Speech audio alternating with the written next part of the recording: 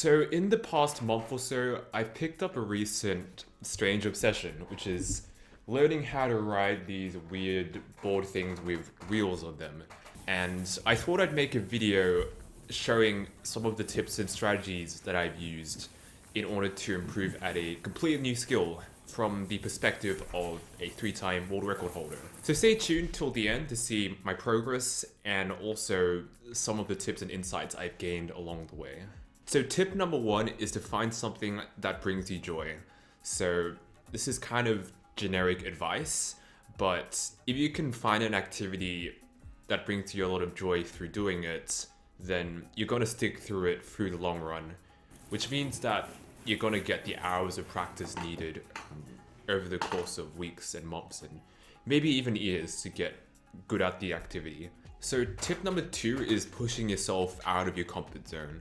So going back to day 1, as I mentioned before, I couldn't really balance on these for more than a second.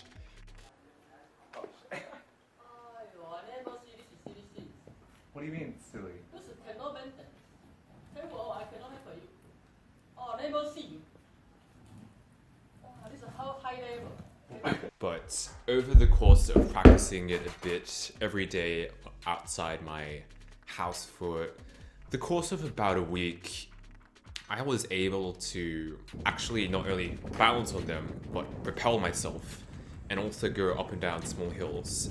When starting off, my only goal was to balance on these for around a second, and then it became balancing on these for 2 seconds, which sounds like a very short amount of time, but if you look at it from an optimistic perspective, that's technically a 200% improvement. And then 2 quickly became 3, and then 5, and then I was like, I have enough time like on these to actually, try and turn it, which involves essentially moving the skates, your feet inwards like that, or moving them outwards like that in order to go these 2 directions respectively.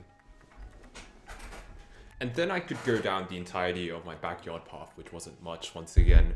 The next key step was learning how to extend my legs outwards, so having the skates out like that. And this felt awkward as hell at first because my leg muscles were like, bro, this is not natural at all. So just trying to balance myself going that way with the right leg forwards and then alternating it so that the left leg is forwards instead for a bit. But once you do that for a bit, like over time it goes from, let's say this is a scale of uncomfortable to comfortable. It just gradually crawls, this is like, I don't know what I'm doing, crawls towards the comfortable side, and soon enough, that becomes kind of like your new baseline. So now that your skill level's higher, you can kind of reach parts that weren't possible before. In this case, that was progressing to the second step, which involved essentially switching between these 2 extended leg positions that I was talking about before. Because if you can do that, then you can essentially pump yourself, which is how you gain momentum, which is probably one of the coolest parts about free skates. Perhaps it's not the most fun type of practice to approach things this way, because you have to be really focused all the time and you have to kind of throw yourself in uncomfortable situations all the time as well. But I feel like the joy you get from seeing such quick progress from doing this kind of deliberate practice kind of compensates for all of that, at least in my opinion. Of course though, once you get in the habit of pushing yourself consistently, there's something else you need to do, which is to like and subscribe to this video and my channel. So tip number 3 is to constantly get feedback and to constantly iterate. In order to progress, it's important to constantly monitor your present situation to see where your biggest weaknesses are and how you can best work on overcoming them. So in the context of free skating, there was this trick I was learning in the 3rd week, which involved doing a 180 like this and continuing to go onwards. So I remember the 180 wasn't too difficult to do, even though that was the main, I guess, word in the name. But continuing the momentum afterwards, like I could not do that at all. I just kind of spin around and be like, just fall off pretty much. So that's where I recognized that my main problem was continuing my momentum, and that's the feedback I got directly from skating. Like, I constantly fall off. Firstly, I broke it down into two separate parts.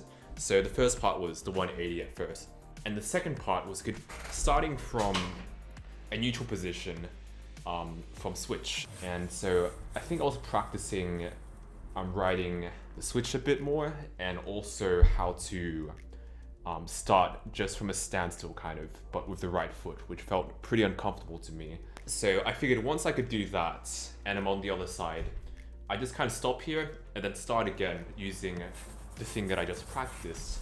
But then I noticed that when I did the 180 and tried to continue, I still fell off. So I was like, okay, now that I fixed the whole starting from zero thing, from the opposite position, that part's sorted, but there's something that's missing that's not allowing me to connect these two parts together. And that's what I realized. I needed to distribute my weight more towards the right foot once I do the 180. So kind of around here, I think. I just couldn't get this to go because all the weight was here instead. That's what I focused on next. And yep, soon enough, after moving my weight over to the right foot here, I could finally push myself from a standstill and continue going on. It's essentially constantly analyzing your main weaknesses towards your goals and just fixing those. So just finding the bottlenecks and making them less like a bottleneck. Of course, though, all of this isn't really useful if you don't have consistency, which is tip number 4. So in the case of free skating, I've been practicing virtually every single day, and even on the days where I was doing a bit more lighter practice, I still practiced for like 30 minutes. And on the days where I did, more solid practice, like 1 to 2 hours, maybe more if I was doing it with friends. Although I do find that I'm able to do more sort of focused practice that targets the things that I'm weak with, that allows me to get out of my comfort zone. Those tend to be more solitary. But the main point is you should be putting a decent amount of time into the new skill you're doing.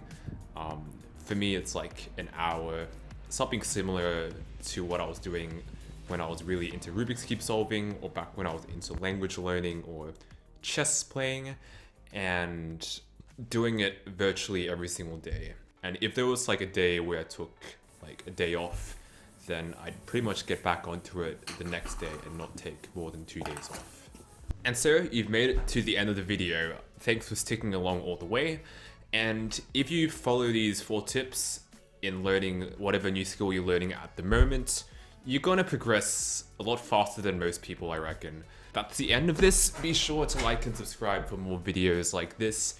And otherwise, I'll see you in the next one. That was a really cringy rink, but whatever.